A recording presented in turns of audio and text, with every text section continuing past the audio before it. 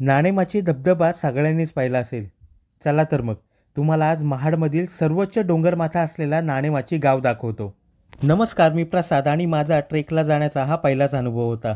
सह्याद्री मित्र गिरिभ्रमण संस्थेने गुईरीचा डोंगर नाणेमाची येथे पावसाळी भटकंतीचे आयोजन केले होते.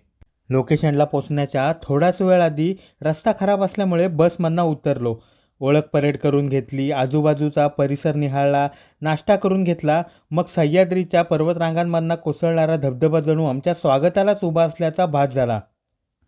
मग थोडंसं चालून स्थानिक पिकअपच्या साहाय्याने आम्ही आमच्या लोकेशनकडे निघालो. 9 वाजता आमचं ट्रेक सुरू झाला. श्रद्धा पण खूप एक्साईट होती. श्रद्धाचा पण हा माझ्यासोबतचा पहिलाच ट्रेक होता. हिरव्यागार रानातून छोटी छोटी पावलं टाकत मातीच्या पायवाटेने आम्ही एक तासभर ट्रेक करून मध्यांतरावर पोचलो. तिथे थोडीशी विश्रांती घेऊन भरपूर फोटो वगैरे काढून तिथल्या आठवणी मनात साचून आम्ही पुढचा प्रवास सुरू केला. मग थोडं अंतर सर करून आम्ही नाणेमाची गावात पोचलो. इतक्या दुर्गम भागात मनुष्यवस्ती कशी असू शकते असा माझ्यासह सगळ्यांनाच कुतूहलाचा प्रश्न पडला होता. मग परिसरात थोड्या फेरफटका मारून पाण्यात खेळून सोबत आणलेला डबा आम्ही सगळ्यांनी मिळून निसर्गाच्या वातावरणात बसून संपवला.